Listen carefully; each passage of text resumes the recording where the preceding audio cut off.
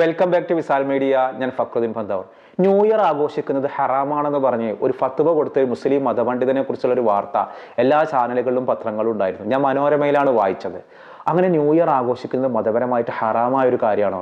New ഇയറിന് cake മുറിക്കുന്ന ആളുകളുണ്ട്. പിന്നെ ഒരു കാര്യം ഞാൻ പറയാം, ന്യൂ ഇയറിന്റെ പേരിൽ കാട്ടിക്കൂട്ടുന്ന തെമ്മാടിത്തരങ്ങൾ. ഇന്ന് രാത്രി നിങ്ങൾ നോക്കും, ആൺമക്കൾ വീട്ടിലുണ്ടെന്നുണ്ടെങ്കിൽ എത്ര ആൺമക്കൾ നിങ്ങളുടെ വീട്ടിലുണ്ട് ഈ വീഡിയോ പറയുന്ന 1 മണി വരെ നിങ്ങൾ നോക്കുക. മക്കൾ 12:30 വരെയും എവിടെയെങ്കിലും നടന്ന് ആഘോഷങ്ങളിൽ പങ്കെടുക്കുന്ന ആളുകളാണ്. മതപരമായിട്ട് ഹറാമാണോ അല്ലേ എന്നുള്ളതൊന്നും തീർത്തൂട്ടി പറയാൻ ഞാൻ ആളല്ല. ന്യൂ ഇയറിന്റെ പേരിൽ ഒരുപാട് തെമ്മാടിത്തരങ്ങൾ നടക്കുന്നുണ്ട്. പലയിടത്തും നിയന്ത്രണങ്ങളുണ്ട്. പോലീസ് ഭയങ്കര പരിശോധനയാണ്. എല്ലാ തെമ്മാടിത്തരങ്ങളും നടക്കുന്ന ഒരു സമയമാണ് ന്യൂ ഇയർ.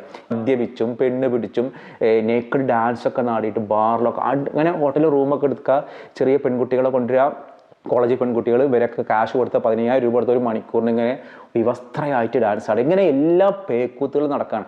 അതുകൊണ്ട് തന്നെയാണ് നമ്മുടെ സർക്കാർ നേരത്തെ കട അടക്കണമെന്നും ഒരുപാട് നിയന്ത്രണങ്ങളും ഏർപ്പെടുന്നു. ഈ നിയന്ത്രണങ്ങളുടെയൊക്കെ ഒരു അറബി പദമാണ് ഹറാം എന്നുള്ളത്. ഏതായാലും ന്യൂ ഇയറിന്റെ പേരിൽ തെമ്മാടിത്തരങ്ങളും യഥേഷ്ടം മദ്യപിക്കാമെന്നും കരുതുന്ന ഒരു സമൂഹമാണ്. ഈ 2024 വർഷം അവസാനിക്കാൻ പോവാണ്. അപ്പോൾ നമ്മുടെ എല്ലാവരുടെയും ഇനിയൊരു പുതുവർഷം ആഘോഷിക്കാനും അല്ലെങ്കിൽ പുതുവർഷം നല്ലൊരു വർഷമാവട്ടെ. എൻ്റെ ജീവിതത്തിൽ 2024 എന്ന് പറഞ്ഞാൽ ഒരുപാട് തിരിച്ചടികളും ഒരുപാട് പ്രയാസങ്ങളും ഒരുപാട് കണ്ണീരും ഉണ്ടാക്കിയൊരു വർഷമാണ്. എൻ്റെ ലൈഫിൽ എനിക്ക് ഒരുപാട് തിരിച്ചടികൾ ഉണ്ടായിട്ടുണ്ട്. ഞാനതെല്ലാം ഞാൻ ഇവിടെ പറയുന്നില്ല, കാരണം എനിക്കത് പറയാൻ ഇച്ചിരി ബുദ്ധിമുട്ടാണ്. അതിൽ ഒന്നാമതൊരു കാര്യം, ഞാൻ കഴിഞ്ഞ 2007 വർഷം മുതൽ ഒരു മാധ്യമ പ്രവർത്തകനാണ്. ആദ്യം ഞാൻ തേജസ് പത്രത്തിലായിരുന്നു, പിന്നെ ഞാൻ സുപ്രഭാതം പത്രത്തിലായി. ആ പത്രത്തിലെ ജോലി ഒരു കാരണവുമില്ലാതെ തീർത്തും അന്യായമായിട്ട് എനിക്ക് നഷ്ടപ്പെട്ടത് ഈ ഒരു വർഷത്തിലാണ്. അപ്പോൾ ആ ഒരു പത്രത്തിൽ ഞാൻ കുറച്ച് മാസങ്ങൾക്കും ഒരു വാർത്ത ചെയ്തു. പൊന്നാനി ഭാഗത്ത് ഒരു ക്ഷേത്രം തകർത്തിട്ട് അവിടെ ഒരു മുസ്ലിം പള്ളി നിർമ്മിക്കുന്നു എന്ന് RSSകാർ ഭയങ്കര പ്രചരണം നടത്തി.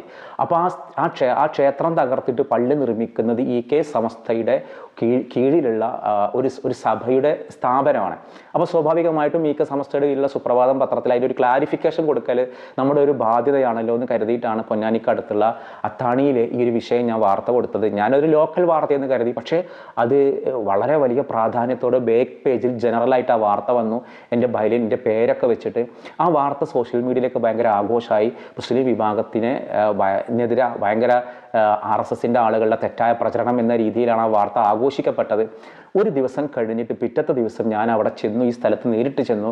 നോക്കുമ്പോൾ അവിടെ ഒരു പള്ളി നിർമ്മിക്കുന്നത് അവിടുത്തെ ആ സ്ഥാപനത്തിൻ്റെ ഉണ്ടാക്കുന്ന നിർമ്മാണം നടത്തുന്ന മുസ്ലിം സ്ഥാപനത്തിൻ്റെ ഒരു കാവൽക്കാരനായ ഒരാൾ അവിടെ ഉണ്ട്. മൂപ്പര് പറഞ്ഞു, ഇവിടെ അങ്ങനെ കയറി ഫോട്ടോ എടുക്കാൻ പറ്റില്ല, ഈ സ്ഥാപനം പള്ളി നിർമ്മിക്കുന്നത് തടഞ്ഞിട്ടുണ്ട് ഇവർ, അതുകൊണ്ട് തന്നെ ഒരുപാട് പ്രശ്നങ്ങളുണ്ട്. അങ്ങനെ ഞാൻ അടുത്ത വീട്ടിൻ്റെ മേലെ പോയി ടെറസിലൊക്കെ പോയിട്ടാണ് ഫോട്ടോ ഒക്കെ എടുത്ത് വിവരങ്ങളൊക്കെ ആരാഞ്ഞു. അങ്ങനെ ആ വിഷയവും ഞാൻ റിപ്പോർട്ട് ചെയ്തു. അതായത് ഇങ്ങനെ പള്ളി നിർമ്മാണം തടഞ്ഞിട്ടുണ്ട്, ഇവിടെ ഒരു ക്ഷേത്രം തകർത്തിട്ടൊന്നും ഇല്ല, അതൊക്കെ വെറുതെ വ്യാജ പ്രചരണങ്ങളാണ്, ഇത് കരുതിക്കൂട്ടിണ്ടാക്കുകയാണ്. പണ്ട് ഇതൊരു ഹിന്ദുക്കളുടെ ഭൂമിയായിരുന്നു, അത് ദേവസ്വത്തിൻ്റെ കയ്യിൽ ഒരു മുസ്ലിം പ്രമാണി വാങ്ങി അത് സഭക്ക് വഖഫ് ചെയ്ത ഒരു ഭൂമിയാണ്.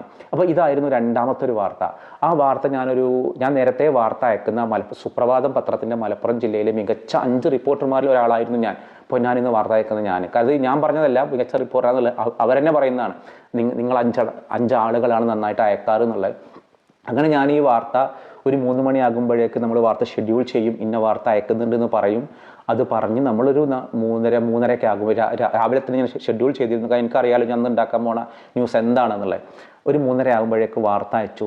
പിന്നെ ഒരു 4:30 സമയത്ത് എൻ്റെ മലപ്പുറം പത്രത്തിൻ്റെ ബ്യൂറോ ചീഫ് എനിക്ക് വിളിച്ചിട്ട് പറഞ്ഞു, ഇങ്ങനെ ആ ഒരു പള്ളിയുടെ വിഷയവുമായിട്ട് ബന്ധപ്പെട്ട വാർത്ത അയക്കരുത് എന്ന് പറഞ്ഞു.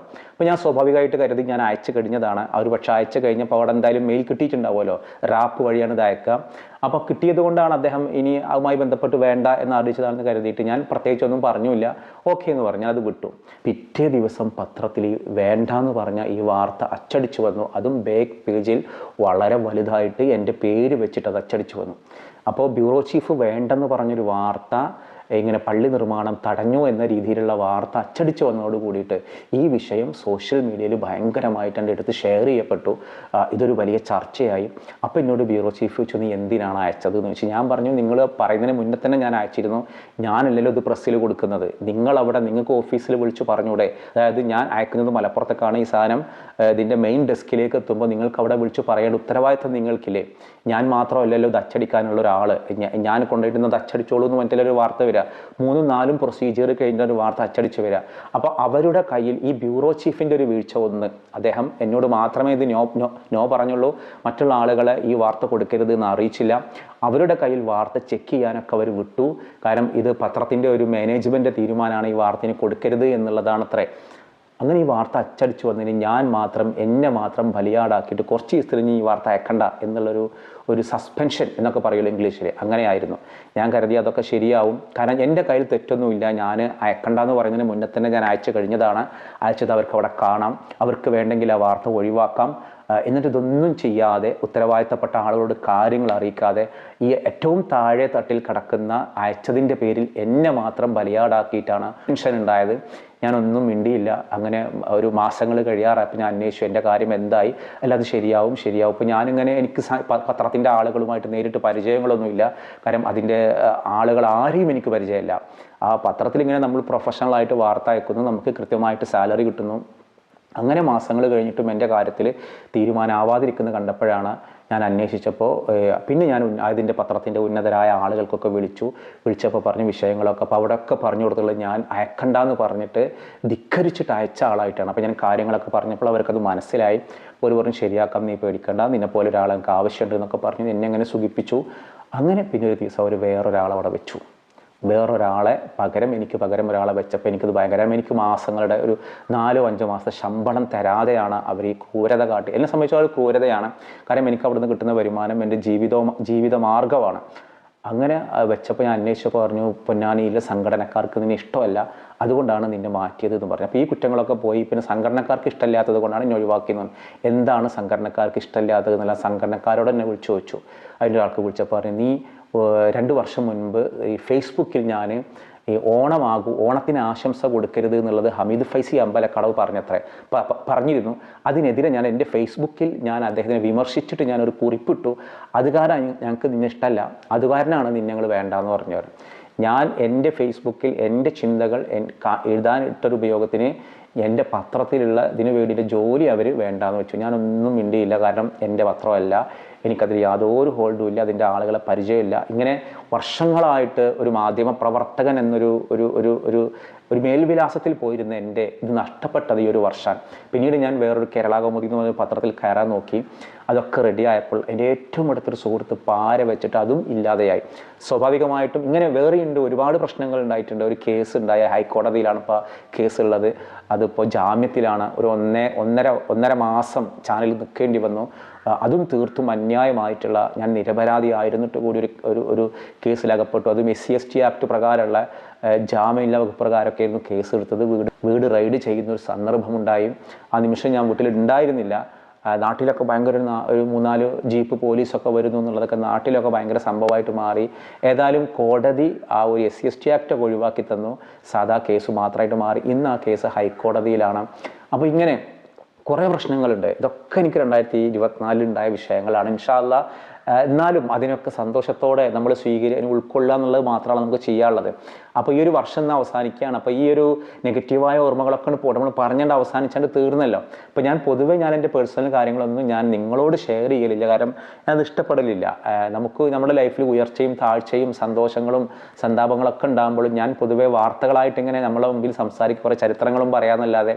അപ്പോൾ ഞാൻ ഈ വിഷയം ലൈഫിൽ കുറേ തിരിച്ചടികൾ ഉണ്ടാകുമ്പോൾ ആ ഒരു തിരിച്ചടികൾ നമ്മളെപ്പോഴും പറഞ്ഞാൽ കുറേ സിമ്പതി കിട്ടുമായിരിക്കും. പക്ഷേ ഇപ്പോൾ ആ തിരിച്ചടി കിട്ടിയ വർഷം അവസാനിക്കുകയാണല്ലോ എന്ന ആശ്വാസത്തിലാണ് ഇതൊക്കെ ഷെയർ ചെയ്തത്.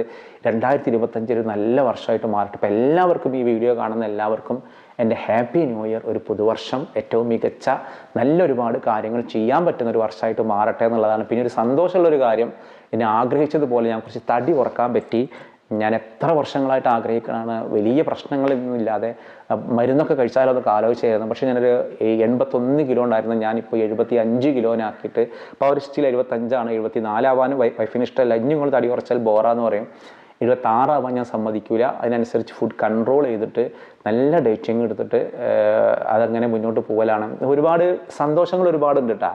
പക്ഷേ എൻ്റെ ലൈഫിൽ ഇത്രയും വലിയൊരു തകർച്ച ഉണ്ടായത് ഈ ഒരു വർഷമാണ്. അപ്പോൾ ഇനിയുള്ളത് നല്ലൊരു വർഷമാവട്ടെ. നിങ്ങളുടെ ലൈഫിൽ 2024 എങ്ങനെയാണെങ്കിൽ ഫീൽ ചെയ്തത്? വളരെ നല്ല വർഷമായിട്ടാണോ, അതോ എന്തെങ്കിലും തിരിച്ചടികൾ ഉണ്ടായിട്ടുണ്ടോ, നിങ്ങൾക്ക് ഷെയർ ചെയ്യാൻ പറ്റുന്നതാണെങ്കിൽ ഇവിടെ ഷെയർ ചെയ്യാം.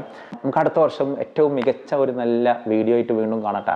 2025 നമുക്ക് ഇൻഷാ അല്ലാഹ് കുറേ നല്ല വീഡിയോസ് ചെയ്യണം, കുറേ നല്ല ചരിത്രങ്ങൾ പറയണം, അങ്ങനെ കുറേ ആഗ്രഹങ്ങളുണ്ട്. ഇപ്പോൾ കഴിഞ്ഞു പോയ തെറ്റുകളൊക്കെ നമുക്ക് തിരുത്തി, ചാനലിലുള്ള തെറ്റുകളുണ്ട്, നമുക്ക് വല്ല പ്രയോഗങ്ങളിലെ തെറ്റുകളുണ്ട്, നമ്മുടെ നിലപാടുകളിൽ നമുക്ക് പ്രയാസങ്ങൾ ഉണ്ടായിട്ടുണ്ട്. ഇതൊക്കെ തിരുത്തിയിട്ടൊരു നല്ല ചാനലായിട്ട് ഇൻഷാ അല്ലാഹ് നമുക്ക് പുതിയ വർഷം മാറ്റേണ്ടതുണ്ട്. നിങ്ങളുടെ സഹകരണം ഉണ്ടാവും.